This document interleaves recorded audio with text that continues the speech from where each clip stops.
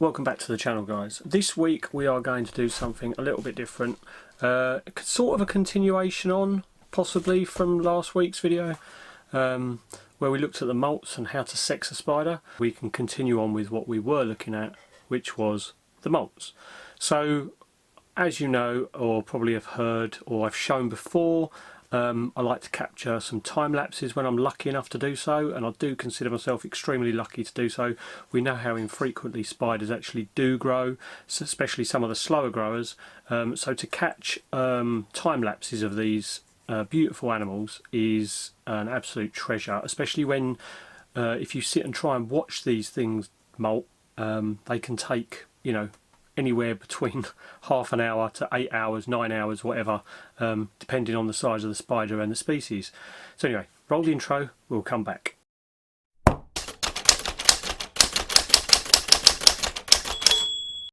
So yeah, the molts. What have we got today? Well, I think we will have 10 time lapses to show.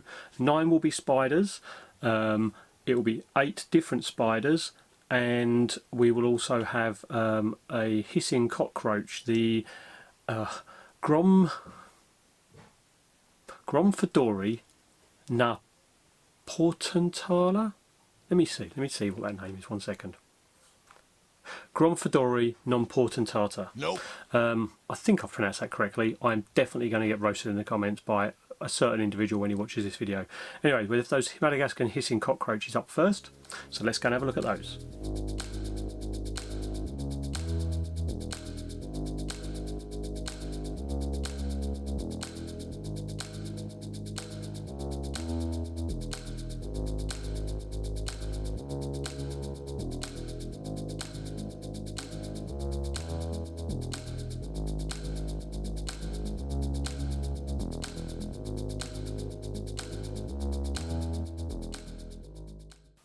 They just demolished their food, absolutely demolished their food. I think that was a, probably half an hour's worth of footage sped up into like 25-30 seconds. Those guys don't mess around. They eat for England. They are amazing to watch feed. Beautiful species, and it's one of the reasons why I was saying to Scott, like, you know, have them as pets, not just feeders. But yeah, they're absolutely amazing. So we're going to move on to the spiders now. Hello. Just sitting chilling on my shoulder. Yeah, we're going to move on to the spiders now, and first up we have the Tlitocatl vagans, which is also known as the Mexican red rump. It's a small spider, and I can't remember when I caught this one, but it is a lovely little spider nonetheless. So let's roll the time lapse.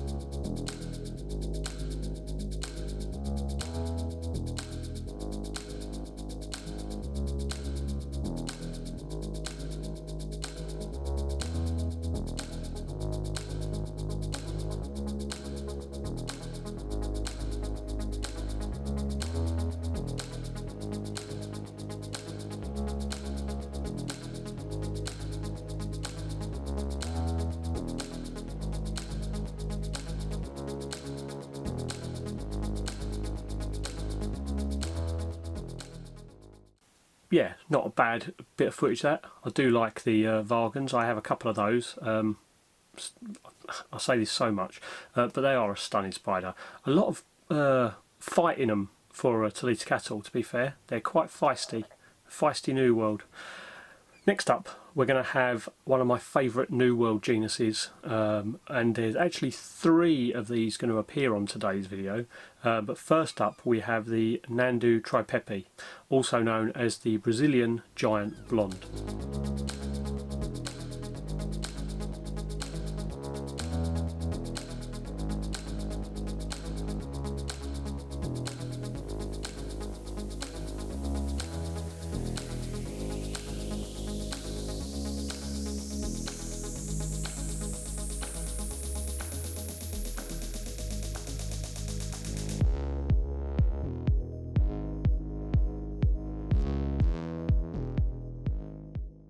This one, I think I sexed this one as male. It's quite leggy. You can see it's quite leggy, but don't be put off by that. When you see a sling that's got quite leggy, that doesn't necessarily almost mean it's male, because a lot of spiders get very, very leggy and then they carapace and abdomen start to fill out as they mature.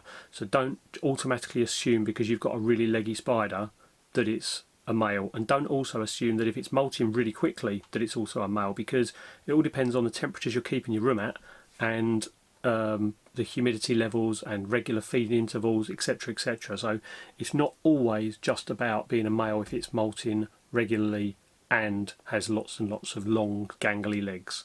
Don't always assume. Right, moving away from the Nhandu for a minute, what we now have is we're going to go back to Tlitocatl. We have a Tlitocatl Cullenbergi, which is known as the New Mexican spider, or the Veracruz red rumps. There's an awful lot of red rumps in the common names, which is why we sometimes stick with the scientifics. Anyway, let's have a look at the Cullenbergi time lapse.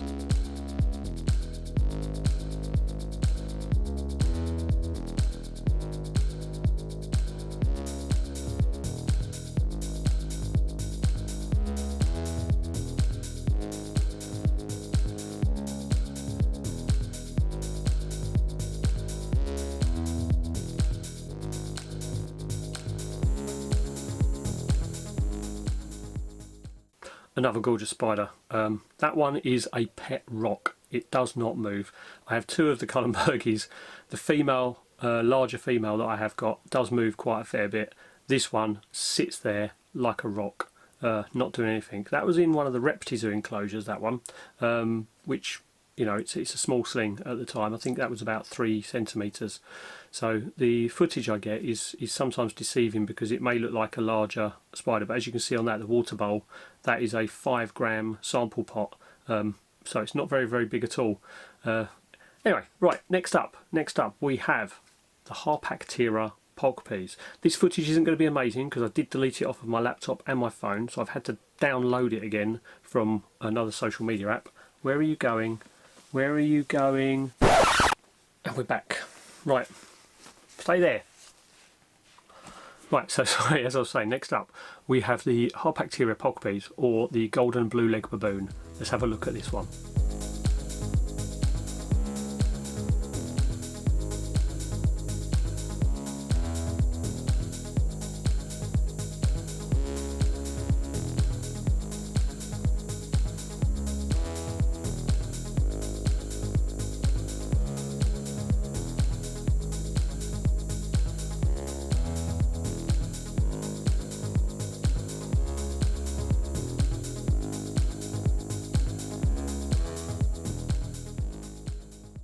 Yeah, so I do apologise about possibly the slightly out of focus footage on that one. That one was a tiny sling, and it was so nice to be able to film an old world molting like that, knowing that it's not going to go anywhere. Right, so now we're getting on to the slightly larger spiders in the collection. And first up we've got the first of 2 videos of this spider molting. I have been extremely lucky with this one. This is my Grammostola rosea, or the Chilean rose hair, or the Chilean rose.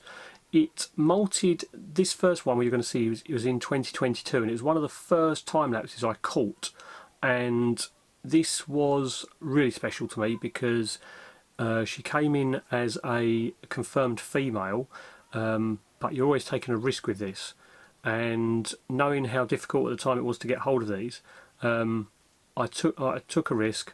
Bought it privately from a trusted source, but you always want to check them for molt. So when this one molted and I could confirm it was a female, I was over the moon.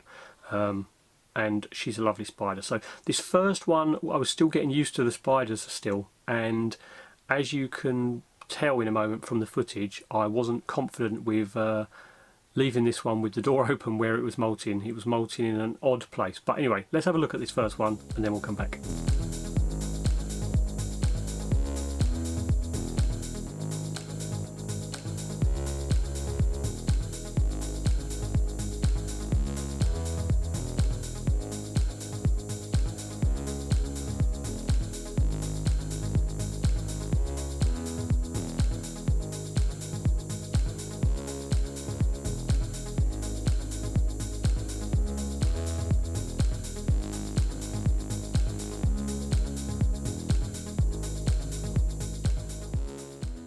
So that is the Grammostola rosea, or the Chilean rose hair. She's amazing. She's such a beautiful spider. Always a good feeder, which is quite funny compared to my pulchra as far as the Grammostola goes, because that one doesn't eat for months and months and months. You've probably heard me banging on about it.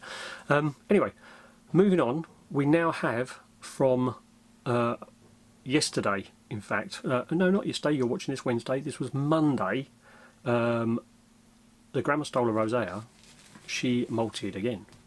And this time she molted in a nice flat area, and the footage shows that. Let's have a look at her now.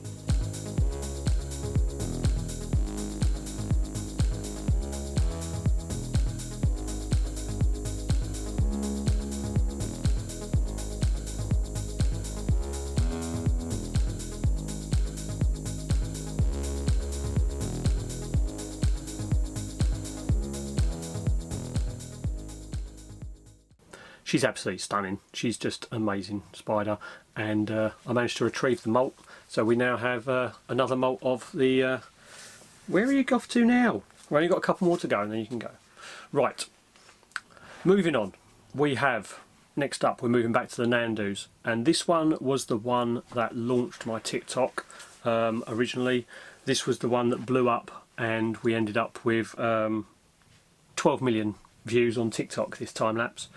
A lot to do with the song choice that I used on TikTok, which obviously I can't show you on YouTube.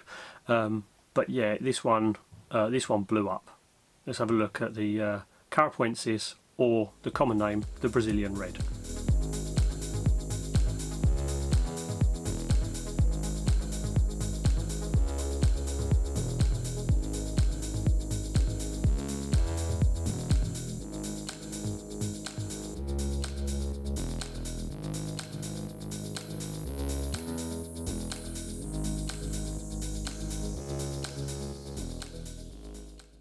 Amazing spider, and the Carapoensis is possibly my favourite choice when it comes to the Nhandus. Very unassuming spider, doesn't look very red, looks very brown, with a very subtle red setae. But I have two of those, and I am fingers crossed for the new one to molt, so that I can pair these guys up once the male matures. That one was confirmed as a male. Moving along swiftly, because you don't want to hear me rabbiting on forever. We now have another Nhandu, and this one is a slightly larger coloratovillosus. The Nhandu coloratovillosus, also known as the Brazilian red and white. Amazing spider, amazing genus, the Nhandus. Let's roll the footage.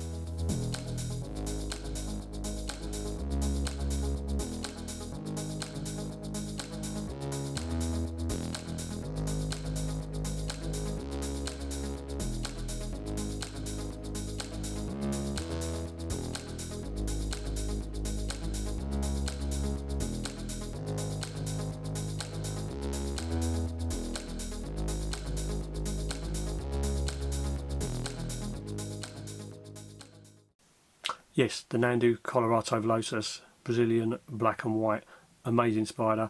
That one will be going to its forever home very soon, a nice exoterra that I'm going to be setting up for them, because they are now at that size where they need it.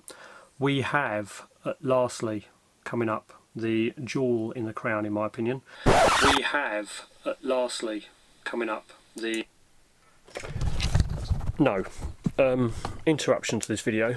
That one I thought was going to be lastly would be the spider I'm about to mention, but one I'd forgotten while I was going back through and editing this video was my GBB, my first ever spider. And how could I forget this boy that matured out a couple of weeks back? So I need to show you this one, and then we'll get back to that video. Let's watch him.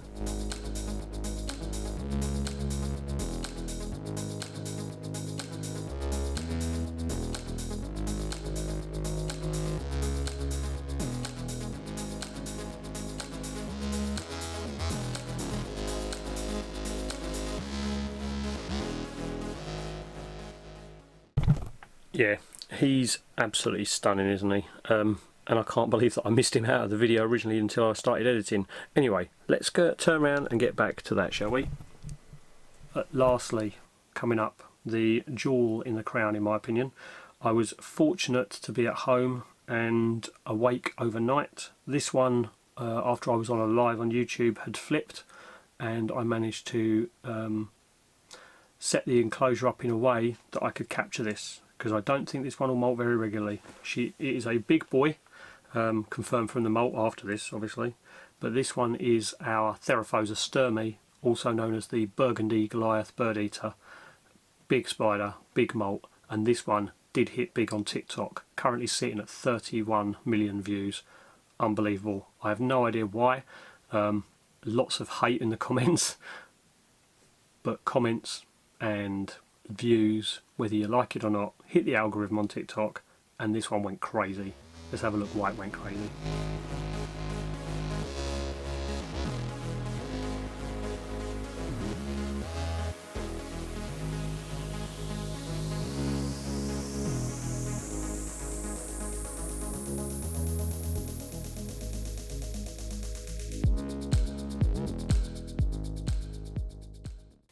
That is all the molts we have today, all the time lapses. Let me know in the comments which one you think is the best, which one you really liked watching, and you know, whether you like seeing the time lapses like this in this format. Let's change subjects now. We have a quick look at this upcoming weekend. We have Bristol show. I will be there, as will so many others from the YouTube community and the spider hobby. I am working with Natalie of Voyager Taxidermy. Hopefully they've put the stalls next to Steve W Exotics as well, so I can sort of cast my eye over his stall while he's there for the day. I will be working, but I also have with me some stickers for the day. These are just the standard flat stickers that I have, and I have at every show. But we also have some of these beauties from Claire at Aruna Exotics. Sorry. Yes, look, we have these, the holographics. Whether that's going to be picked up on camera very well or not, I have no idea. But we have some different stickers of holographics. Claire is amazing. I'll put the link to the website below. She does some awesome stuff, and her stickers are amazing. So, if you are coming to Bristol, come and say hello. If you're not coming to Bristol, why not? Leave a comment below, leave a like, let me know what let me know what which molt you like the best, and let me know what else you want to see in the future. And from me and Chips, we'll say goodbye.